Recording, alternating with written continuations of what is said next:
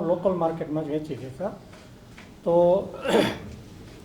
અમે જે મૂલ્યવર્ધનના ઉપર પહેલાં મગફળી લઈને આવવા માંડ્યા તો પહેલાં જ વખતે મારે ખાલી હું સિંગદાણા જ લઈને આવ્યો હતો. તો એક જ ટર્મમાં મારે 400 કિલો સિંગદાણા મેં સૃષ્ટિમાં વેચ્યા હતા. તો અમારે જે સ્થાનિક એરિયામાં શું છે કે ભાઈ અમારા એરિયામાં મગફળીનું સારું પાક થતો હોય, પણ એક સમજો ને કે ક્વોલિટી પ્રોડક્ટ થતી હોય, તો એના ઉપર અમે છે ને ફોકસ કરી અને મગફળીનું વેલ્યુ એડિસ કેમ થાય એમ વિવિધ પ્રયોગો અમે કરતા હોઈએ. તો મગફળીનું તેલની ક્વોલિટી બનાવવા માટે અમે સારુંથી એને સારી રીતે સૂકવી અને અફ્લાટોક્સિન એમાંથી દૂર થાય એના ઉપર હું ફોકસ કરતા હોઉં. ઉત્પાદન કરતાં એની ગુણવત્તા ઉપર વધારે ધ્યાન દે.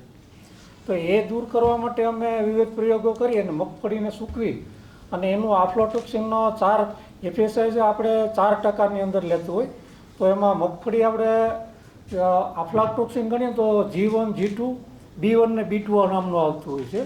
તો એ અમે મારી મગફળીમાં હું 0% સુધી લાવેલો છું. તો એ મગફળીનું એ રીતના વિવિધ આપણે ભાઈ હમણાં કીધું હતું યશભાઈ ભટ્ટે કે ભાઈ એનું મૂલ્યવર્ધન કરો તો તમે કંઈક કરી શકો. તો એ મગફળીને તો એમાંથી હું છે ને અલગ અલગ વસ્તુ છે ને ઊભી હોય ત્યારેથી મૂલ્યવર્ધન તરીકે એના ઓળા બનાવું. એ વર્ષે આ વર્ષે મારે 125 કિલો ખાલી કાચી મગફળીના સૂકા ઓળાનો ઓર્ડર હતો અને એ મને હું 360 રૂપિયા મેં લીધા હતા. એ હજુ મને ભાવ વધુ દેવામાં હતો. આપણે એક મિત્ર છે એને ઓળા ખાધા કે મને આવતે વર્ષે મારા માટે પણ કિરીટભાઈ કે બનાવી આપજો. એટલે એવી રીતે મગફળીનું અમે અલગ અલગ મૂલ્યવર્ધન કરતો હું. તો વચ્ચે આપણે કૃષિ રથ નીકળતો, આપણે ગવર્મેન્ટ અત્યારે બંધ કરી દીધો, એટલે એ લોકોને આત્માને એ લોકોને ખબર પડી કે મૂલ્યવર્ધન આ કરે, એટલે મને કૃષિ રથ સાથે આપણે સજીવ ખેતીનો પ્રચાર કરવા માટે લઈ જાય, તેડી જાય ને મૂકી જાય. એટલે એ સમયે મેં ત્યાંના આપણે છે ને સોલાર આપણે હોય ને સોલાર સિંગ બનાવી અને એના માટેથી એનું સોલારનું આપણે ચીકી બનાવીને એવી વિવિધ પ્રોડક્ટ બનાવી હતી. તો એવી રીતે એનાથી મને પણ સારું મૂલ્યવર્ધન કર્યું હતું.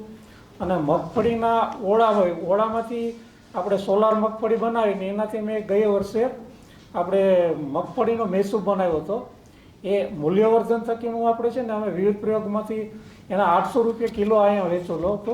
એટલે સૃષ્ટિનો ખેડૂતોને જે પ્લેટફોર્મ મળે છે, તો જે ભાઈ યશભાઈ ભટ્ટ કીધું કે એવી રીતે આપણે જાતે જે તે સ્થાનિક એરિયામાં જે તે હવામાન પ્રમાણે પાક ઉત્પન્ન થતો હોય એની પસંદગી કરીને આપણે વાવીએ ને તો આપણે ખેડૂતોને આપણે નુકસાન જવાનો આપણે ચાન્સ ઘટી જતો હોય.